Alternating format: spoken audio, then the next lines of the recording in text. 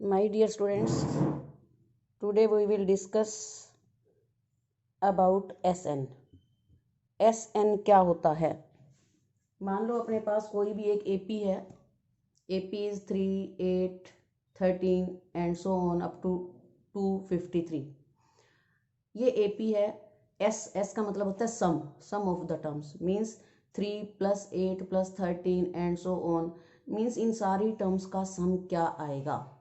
बड़ा मुश्किल है. अगर हम ऐसे एक्चुअल कैलकुलेशन करने बैठ जाएं, ऐड करने बैठ जाएं तो बड़ा मुश्किल है. तो इसके लिए अपनी बुक में एक फार्मूला दिया हुआ है पेज नंबर 108 पर कि SN मीन्स टर्म्स तो लिमिट ही है, n तक मान लो टर्म्स हैं, तो SN का फार्मूला इन सारी टर्म्स का सम कैसे निकाल सकते हैं. n/2 into 2a plus n-1 into d. अब ये आया कहाँ से? SN is equal to n/2 into 2a plus n-1 आया कहाँ से? ये मैं आपको बता देती हूँ कि ये कहाँ से आया, कैसे है. Let SN denote the sum of first n terms of the AP. मान लिया कि जो SN है वो AP की जो nth टर्म्स है उनके सम को डिनोट करता है.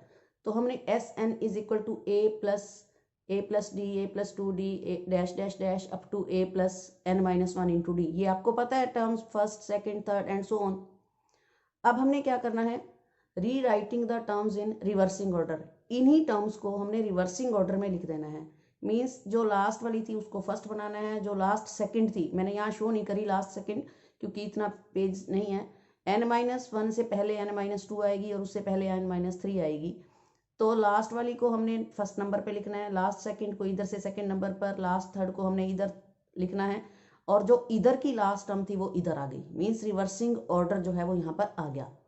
तो मैंने आसान और क्लियर करने के लिए आपको लिखा है कि इधर की जो फर्स्ट टर्म है वो ब्लैक में, क्योंकि इधर फर्स्ट टर्म ब्लैक में है तो इधर भी फर्स्ट. इसी तरह सेम कलर यूज करते हुए मैंने फर्स्ट, सेकंड, थर्ड को दोनों तरीकों से लिख दिया. अब मैं क्या कर रही हूँ, एडिंग 1 and 2, दोनों को मैंने ऐड कर दिया. SN और SN मिलके 2SN बन गया. अब इसकी फर्स्ट टर्म और इसकी फर्स्ट टर्म ऐड होके a तो ये वाली है और a plus n-1 into D, ये इकट्ठा कर दिया मैंने इनको.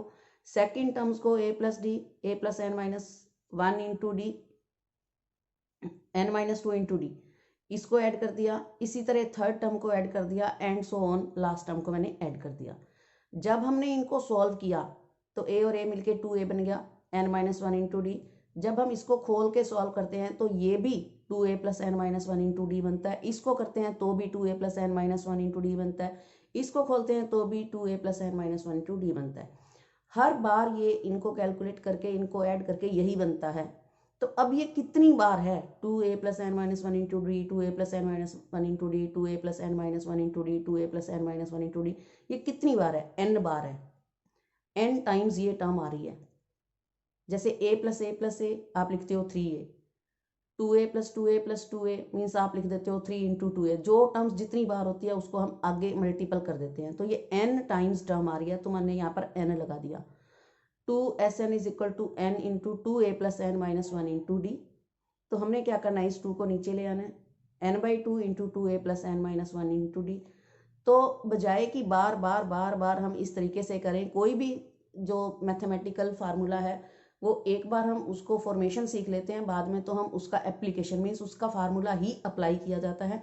तो this is the proof of SN is equal to n/2 into 2a plus n-1 into D. जब भी आपने टर्म्स का सम निकालना है तो हमने ये फार्मूला अप्लाई करना है और उसके बाद इसको सॉल्व कर देना है.